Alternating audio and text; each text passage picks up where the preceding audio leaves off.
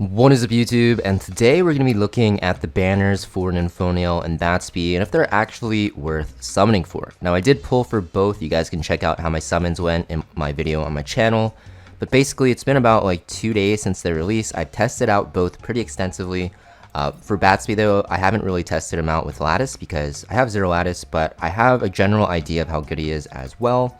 But Ninfoniel, I've been using a lot in my videos recently. You guys probably know what I think about her, but we're just going to talk about both their kits and what I actually think about them and if they're really worth going for as a player that's starting the game, or what kind of players that they would actually benefit. So Ninfoniel is a pretty good support for PvE and in PvP actually, and the biggest reason why is their S3. You get an attack buff, you get an immunity buff, it's 3 turns attack and 2 turns immunity for the target that you choose, and then 2 and 1 for everyone else. And you also get this shield. So this shield is going to scale with your HP, and it gives you a double attack buff. So it's attack buff on an attack buff, and this makes it so that when you one-shot bosses, it's going to make you do a ton of damage.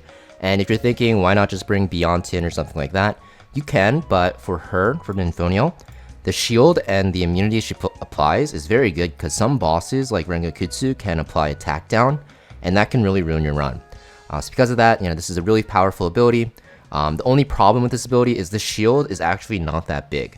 So I think people thought the shield would be huge because basically it gives you this really good buff, but the shield is actually pretty small. And I think like for PvP, it's kind of like a required thing because if it was too big, you would just get rolled over by Cleave every single game, or just like, Liliums with this character. So I think they kind of considered PvP for it, but in PvE, like this just gets extremely like blown up, if that makes sense. So because of that, you have to tune your teams around her, and also because of that, you need her to be in these like fast one-shot, like 1-minute teams, because in longer fights, the shield doesn't last long enough to do anything, and her cooldowns are very long. On top of that, even though she has this like HP averaging ability and then an AoE heal, the cooldown on this is also 4 turns, and she can't really be used as a soul healer, because her S3 shield isn't that big, and then her S2, even though it's a great ability, the cooldown's 4 turns, right? And then her S1 is like really weird, where you're applying resistance up to yourself. This doesn't really matter too much, to be honest. It's a pretty useless S1, but you still need like 4 levels into it for PvP because you need the speed. So it's kind of like an awkward kit, honestly. And even though she's very good for speed clears, you can see I'm like speed clearing pretty much everything with her. For standard players, like normal players that are getting into the game, she's not going to really give you that much value right away. I think in longer fights, you're just way better off using a different type of attack buffer like Freya, Valerian, and stuff like that, because they provide way more consistent shielding, because hers just kind of gets blown up. But if you're looking for a good enabler for speed teams, she's very good. For slower teams, like I mentioned, for Rengokutsu, like you can't really use her in a slower team. It's going to be mostly speed teams, which is pretty unfortunate because they labeled her as like the Rengokutsu killer, which is pretty funny. But in one-shot teams, she's very good. So if you are progressing through the game, I would say you actually don't really need her. But yeah, like I said, if you want faster runs, then you can kind of just get her. She's kind of like a win more character. Now, what I think they should have done to actually make her better is probably made her like red. She was red, and like you can run a team with like her Viper Sonya or like her Ling Luo and Kloss and not stack elements, and your DPS you can just bring Diting, right? So I think that they missed an opportunity by making her blue. They probably just put resources into her artwork and didn't want to change her color scheme or something, but I think her being blue actually hurts her a lot because yeah, just not really suited for her character design. Let's talk about Batsby. So Batsby's actually a very good DPS. So if you look at his skills here, you're going to see that his main gimmick is that he has an AoE attack that applies vulnerable, and then you turn meter push with crits. And then you can S2 after to extend all debuffs, and then his passive is like his biggest thing, where he will actually do extra damage when the target has, debuffs. And basically this stacks up to 6 times. If you're fighting a red boss, then this goes to a 30% damage increase per stack instead of 10%. So basically, in essence, you're going to bring him mostly against red bosses, so Aurora, and pretty much like Nico Nana. Outside of those two, you're not going to really use him. I know some people use him in Doki Doki as well. I think you can actually make a one-shot team with him if you lattice into him, or even like a standard team. But for me, the reason why it's hard for me to recommend him is because he's a blue DPS. There's already two really good ones in Giada and Rosa, and he requires so much lattice to work. And when I mean so much lattice, it's like comparative to Giada, honestly. So he requires max S1, so you get the extra damage boost, pretty much required. You're also going to need level 4 in S3, and you will need to eventually, honestly just max him out, right? If you're using him for slower teams, you will want to max him out because you want the cooldown reduction, so he's at 3 turn cooldowns for both skills. But if you're doing a one-shot team, I think the minimum investment you need is 514.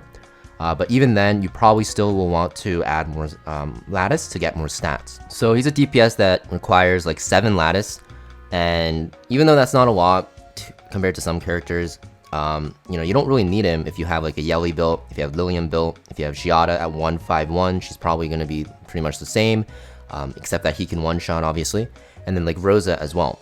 So if you have lattices to spare and you want to build a good blue DPS, which is only going to be used in some niche content for red bosses, then you can build him.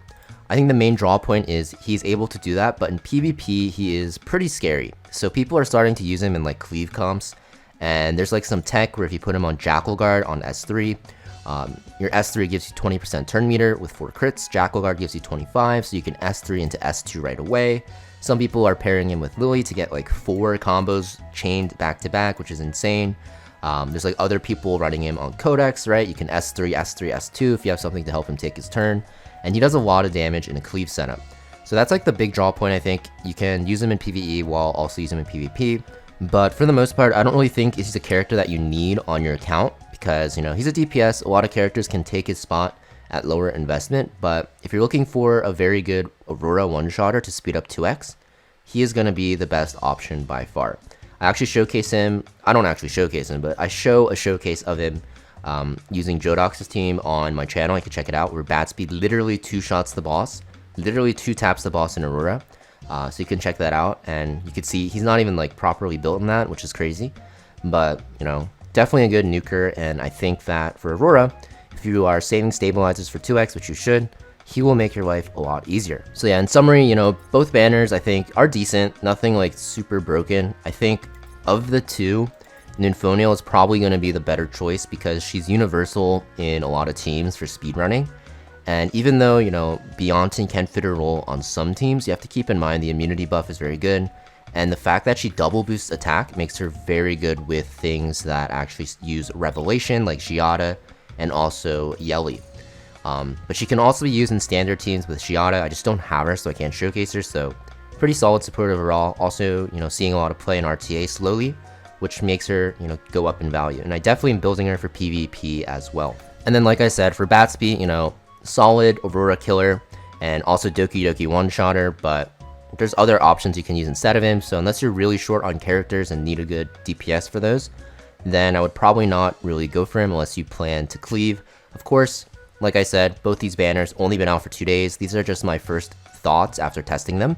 But, when the banner comes closer to the end, if anything changes drastically with how I think, I'll talk about them in a separate video, in another video, so you guys can actually get my updated opinion. But for now, I just wanted to release this because I know a lot of people are actually waiting to summon to see what people say. And these are my thoughts on them. So yeah, thank you for watching, guys. Make sure you guys hit that like and subscribe, and I'll see you guys next video.